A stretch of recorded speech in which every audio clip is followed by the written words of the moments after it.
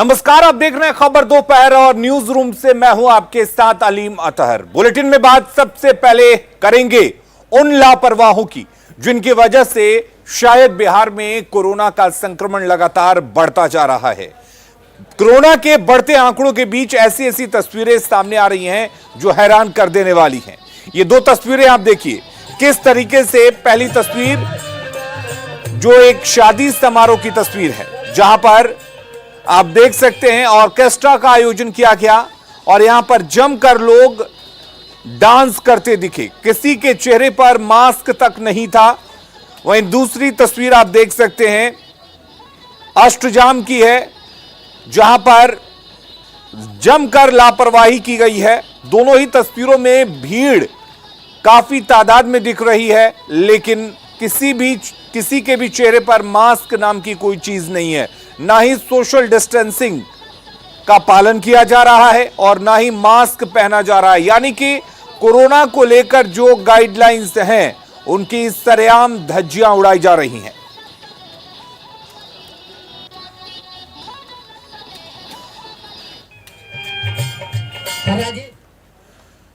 तो कोरोना के मामले जिस तरीके से बढ़ रहे हैं, सरकार भी उसी तरीके से सख्ती लागू कर रही है, लेकिन लोग हैं कि मानने को तैयार नहीं। लोगों में ना कोरोना का डर दिख रहा है और ना ही जो कोरोना के गाइडलाइंस हैं उनका पालन किया जा रहा है।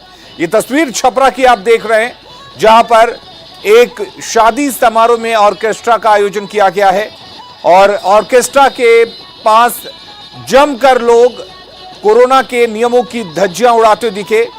काफी तादाद में एक साथ डांस करते लोग देखे जा सकते हैं। इनमें कहीं से भी किसी को भी कोरोना का खौफ नहीं है, जबकि शादी को लेकर भी सरकार ने कई गाइडलाइंस जारी किए हैं। लोग कोरोना के खतरे से बेखौफ हैं। डांसर्स के ठुमके पर मजा लेते हुए नजर आ रहे हैं। लोगों को यह समझना चाहिए कि यह लापरवाही उनको भारी पड़ सकती है, क्योंकि कोरोना का संक्रमण लाख कोशिशों के बाद थमने का नाम नहीं ले रहा है। छपरा की यह तस्वीर जानलेवा तस्वीर है।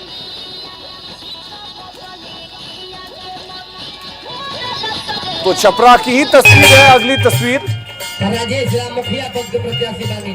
और शायद यही वजह है कि इन सब लापरवाहियों की वजह से लगातार आंकड़ों में वृद्धि होती जा रही है। अगर पूरे बिहार की बात करें तो मामले 13,000 को पार कर चुके हैं, लेकिन लोगों पर इसका कोई असर नहीं हो रहा है।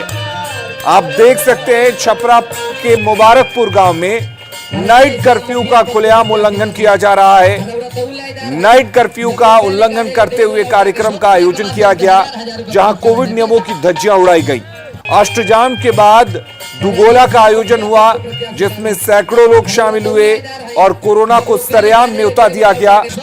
वायरल हो रहा ये वीडियो प्रशासन की चुस्ती पर भी सवाल खड़े कर रहा है, क्योंकि जब पूरे शहर में, पूरे राज्य में नाइट कर्फ्यू है, तो ऐसे में लाउड स्पीकर पर क्या ये गीत संगीत की आवाज प्रशासन तक नहीं पहुंची है?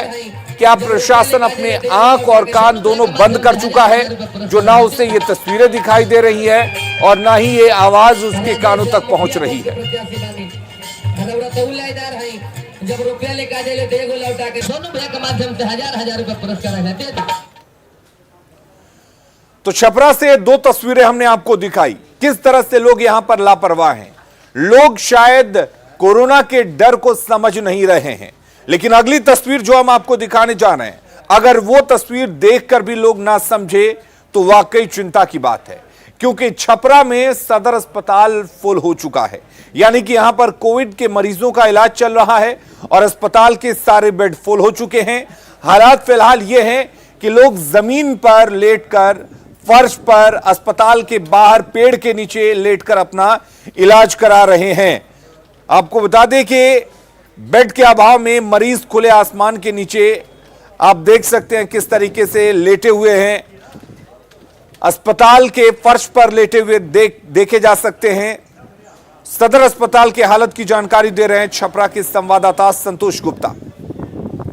छपरा में कोरोना से हालात लगातार बिगड़ रहे हैं। यहाँ बात करें कोविड मरीजों के लिए, तो हम कोविड मरीजों के लिए अस्पताल में कोई जगह नहीं है, लिहाजा मरीज अब पेड़ के नीचे सो करके अपना इलाज कराने को विवश है। तस्वीरें काफ़ी शर्मनाक है जो छपरा सदर अस्पताल से हम आपको दिखा रहे हैं। आप देख सकते हैं कि इमरजेंसी वार्ड में भी लोग फर्श पर लेट करके अपना इलाज करा रहे हैं। हालांकि प्रशासन ने यह दावा जरूर किया था कि मरीजों के लिए अतिरिक्त बेड की व्यवस्था की जाएगी, लेकिन 3 दिन बाद भी कोई व्यवस्था नहीं की गई। हालात यह है कि आप मेरे पीछे देख सकते हैं जो एम्बुलेंस है वो तमाम एम्बुलेंस मरीजों को लेकर के पटना और अन्य निजी अस्पतालों में जा रहे हैं। तो कहीं ना कहीं छपरा की जो स्थिति है लगातार बिगड़ रही है। और हालांकि इस बारे में हमने स्वास्थ्य विभाग से बात करने की कोशिश, लेकिन स्वास्थ्य विभाग का कोई भी अधिकारी कैमरे पर आने को तैयार नहीं हुआ। लेकिन लोगों की परेशानियां जो है लगातार बढ़ रही है, क्योंकि शहर में ऑक्सीजन खत्म है, अस्पताल में बेड खत्म है। तो ऐसे में सबसे बड़ी बात है कि मरीज आखिर जाए तो जाए कहाँ, किससे अपनी फरियाद करे, ये तमाम सवाल जो है स्वास्थ्य विभाग को देखना होगा और जल्द से जल्द मुकम्मल व्यवस्था करनी होगी। संतोष गुप्ता, न्यूज़ 18, छपरा। तो छपरा में किस तरह से लोग लापरवाह हैं, अस्पताल में बेड फुल हो चुके हैं। हालात ये हैं कि अस्पताल के फर्श पर खुले आसमान में अस्पताल कैंपस में लोग जमीन पर लेटकर अपना इलाज कर रहे हैं, लेकिन बावजूद इसके वहां पर लोगों की लापरवाही देखी जा रही है। हमने आपको 2 तस्वीरें भी दिखाई। आपने देखा किस तरह से एक शादी समारोह में और एक अष्टजाम के बाद जो तस्वीरें सामने आई हैं, उसके बाद किस तरह से वहां पर लोगों ने सोशल डिस्टेंसिंग की धज्जियां उड़ाई, नाइट कर्फ्यू की धज्जियां उड़ाई गईं। और ऐसे में कुल मिलाकर छपरा में बड़े पैमाने पर लापरवाही देखी जा रही है और शायद यही वजह है कि यहां पर मरीजों का आंकड़ा 500 तक जा पहुंचा है। अगली खबर का रुख कर लेते हैं। अगली खबर बेहद राहत भरी है, क्योंकि बात हम अब वैक्सीनेशन का करने वाले हैं। वैक्सीनेशन की बात करें तो वैक्सीनेशन अब 1 मई से तीसरे चरण की शुरुआत होने जा रही है। आपको बता दें कि इसमें 18 साल के ऊपर के सभी लोगों को वैक्सीन लगाया जाएगा और इसको लेकर तैयारियां भी शुरू हो गई हैं। अस्पताल की हालात क्या है यह आपने छपरा की रिपोर्ट में देख ली है। और आपको बता दें कि करीब करीब ऐसे ही हालात राज्य ही नहीं बल्कि देश के सभी अस्पतालों के हैं। कोरोना से बचने के लिए टीका आ चुका है और देश की बात करें तो अब तक 14 करोड़ से ज्यादा लोगों को कोरोना का टीका लग चुका है और अब तीसरे चरण में और ज्यादा लोगों को कोरोना का टीका लगेगा। तो 14 करोड़ लोगों को कोरोना का टीका लग चुका है। उनमें से 2 करोड़ ऐसे हैं जो दोनों डोज ले चुके हैं। बात अगर बिहार की करें तो बिहार में 67,64,528 लोगों को वैक्सीनेशन दिया गया है। 57,54,107 लोगों को पहला डोज मिला है, जबकि 10,10,421 लोगों को दोनों डोज दिया जा चुका है। 29,47,125 पुरुष को टीका लगा है, जबकि 28,06,288 महिलाओं को टीका लग चुका है। और बात झारखंड की कर लेते हैं। झारखंड में अगर टीकाकरण की बात करें तो 30 लाख से ज्यादा लोगों को झारखंड में टीका लग चुका है।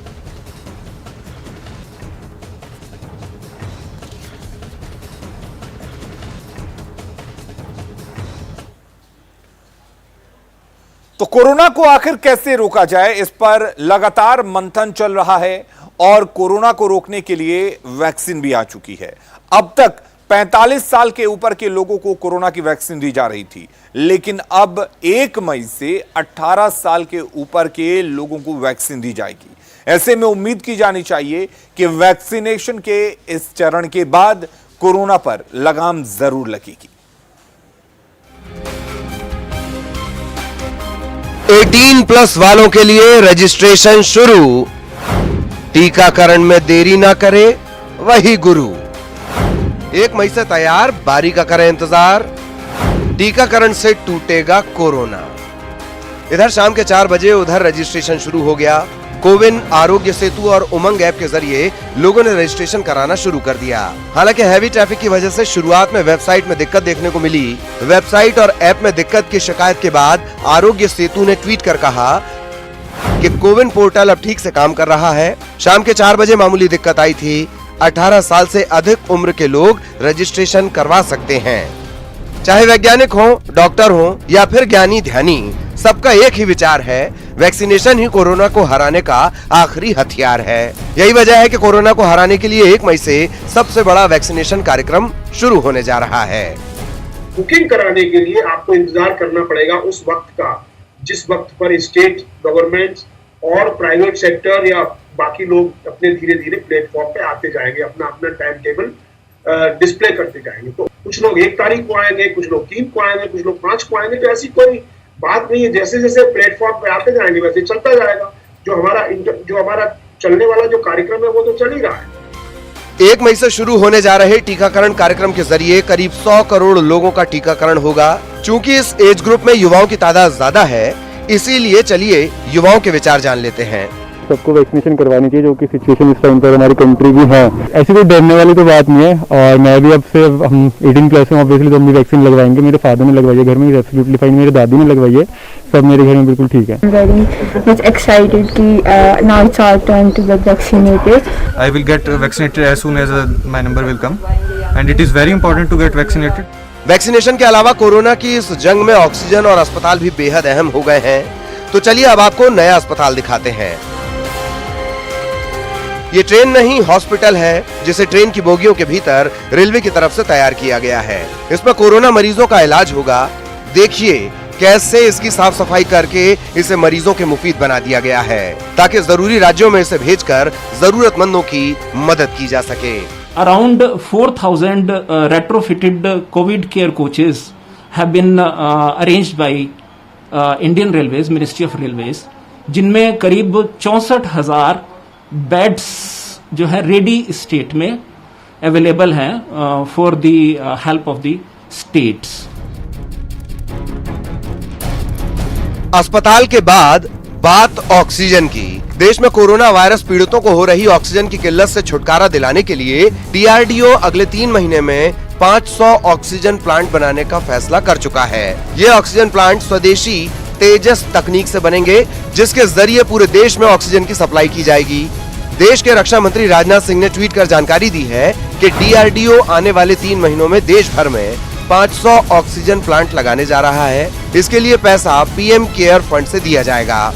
आपको बता दें कि बढ़ते कोरोना वायरस संक्रमण के बीच चुनाव आयोग ने 2 मई को होने वाली मतगणना के लिए नई गाइडलाइंस जारी की हैं, जिसके मुताबिक काउंटिंग वाले दिन कोई भी उम्मीदवार बिना आरटीपीसीआर की नेगेटिव रिपोर्ट या दोनों वैक्सीन लिए काउंटिंग सेंटर पर नहीं जा सकेंगे। काउंटिंग सेंटर पर भीड़ जमा नहीं होने दी जाएगी। कोरोना लक्षण जैसे बुखार, जुकाम आदि वाले किसी भी शख्स को काउंटिंग सेंटर में दाखिल नहीं होने दिया जाएगा। काउंटिंग सेंटर में सोशल डिस्टेंसिंग का कड़ाई से पालन करना होगा। काउंटिंग सेंटर में एजेंटों के लिए पर्याप्त संख्या में पीपीई किट होनी चाहिए। सभी काउंटिंग सेंटर पर mask, sanitizer, face shield, gloves की उचित व्यवस्था हो। काउंटिंग सेंटर के गेट पर लिखा होना चाहिए कि अंदर क्या करना है और क्या नहीं करना है। Bureau report, news 18 network. और अब बात करते हैं मुजफ्फरपुर की, जहां पर रेलवे स्टेशन पर करीब 97 मरीजों की कोरोना की जांच की गई, जिनमें से कई ऐसे मरीज हैं जो कोरोना पॉजिटिव आए। आपको बता दें कि 24 यात्री इस दौरान पॉजिटिव पाए गए। इतनी बड़ी संख्या में मामले सामने आने के बाद भी घोर लापरवाही बरती जा रही है। स्टेशन पर रेल से उतरने वाले ज्यादातर यात्री बिना जांच कराए ही बाहर निकल जा रहे हैं। मुजफ्फरपुर में हर दिन कोरोना के 400 से ज्यादा केस सामने आ रहे हैं, लेकिन उसके बाद भी यहां लापरवाही बरती जा रही है। कोई अच्छी नहीं है, कोई काउंटर नहीं है, कोई चेक करने वाला। हम लोग तो दिल्ली से आए, अपने वहीं से टेस्ट करा के आए हैं। यहाँ कोई टेस्ट नहीं है, कुछ नहीं है। नीतीश सरकार फेल, एकदम फेल है। सब खाली कागज में दिखावा है, कुछ नहीं है। 90, 90, 24 पॉजिटिव निकले और बाहर से भी कई लोग चले जाते हैं। बाहर से लोग चलने जो आदमी रेलवे यात्रा करते हैं उनका पीएनआर नंबर लिया जाता है। जो सरकारी स्टाफ है उनका आईडी नंबर लिया जाता है और जांच होती है।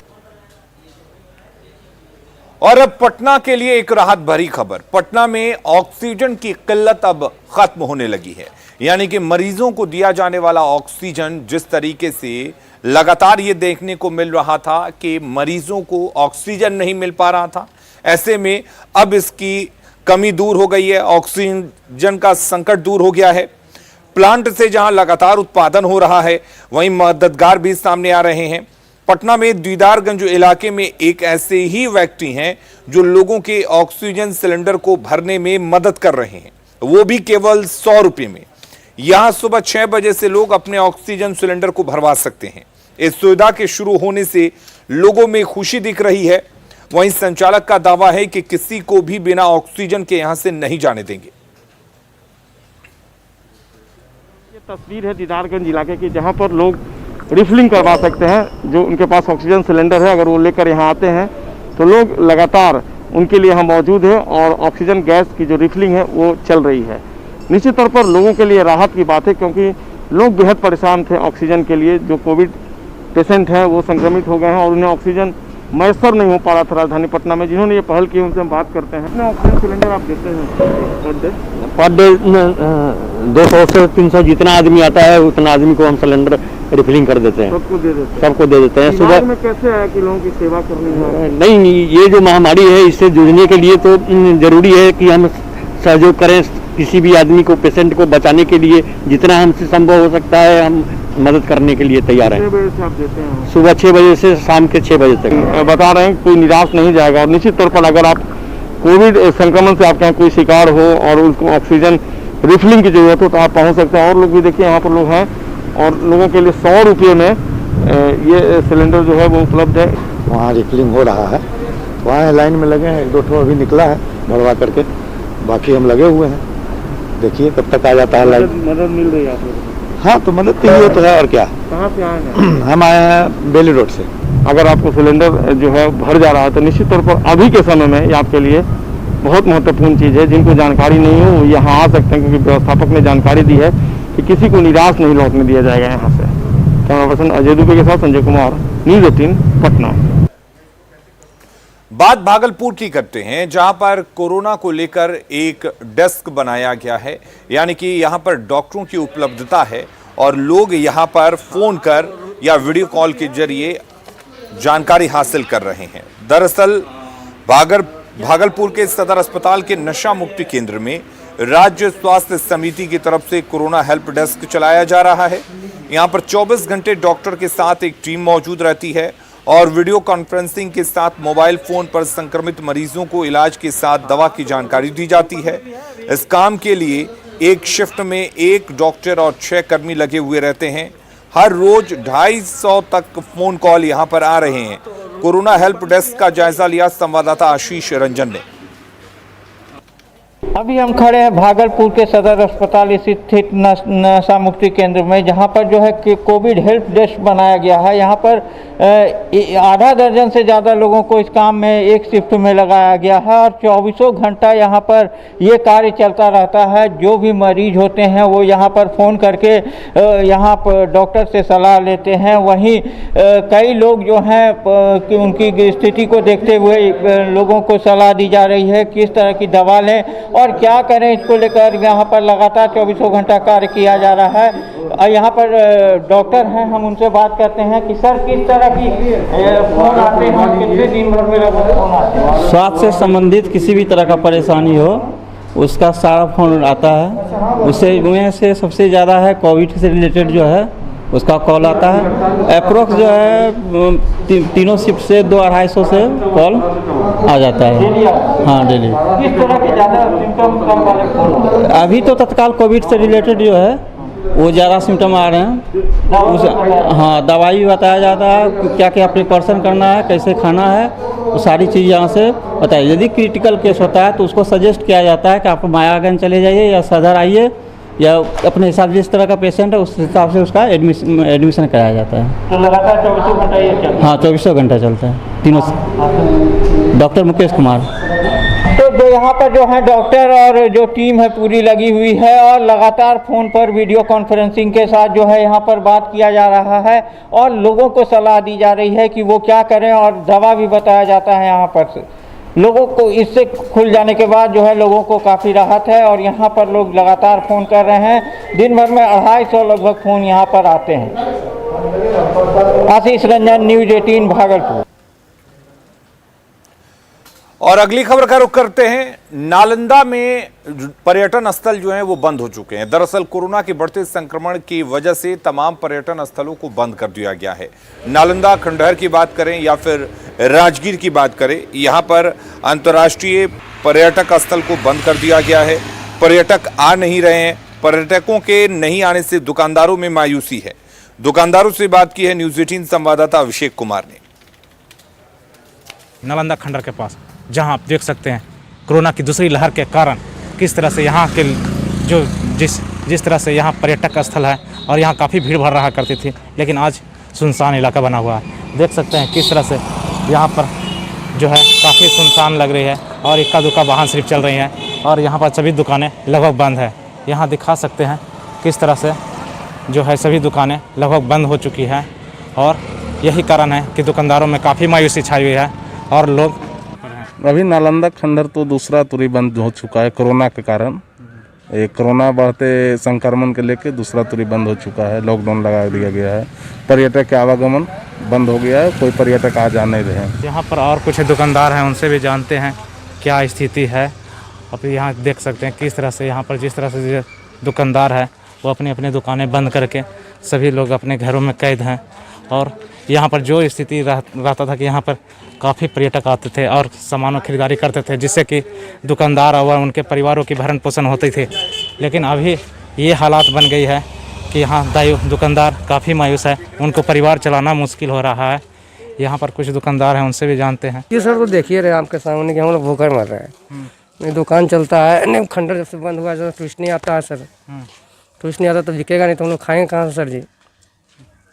तो अभी जैसा देख रहे हैं कि सभी दुकान लगभग बंद है, जी सर। तो परिवार कैसे चला रहे होंगे दुकानदार? परिवार क्या चलाएंगे सर, ये सब तो हम लोग 10-5 रुपये बोनी हो गया सर, वही भगवान से मतलब बोनी हो गया। उधर आलू लाते हैं, प्याज लाते हैं, सब्जी लाते हैं, और क्या कर सकते हैं। तो बहुत मुशक्क़त से चल रहा है सर। परिवार समझिए कि हम लोग का एकदम मर गया। वही थोड़ा बहुत खेती गृहस्थी है तो उसी पे हम लोग निर्भर हैं।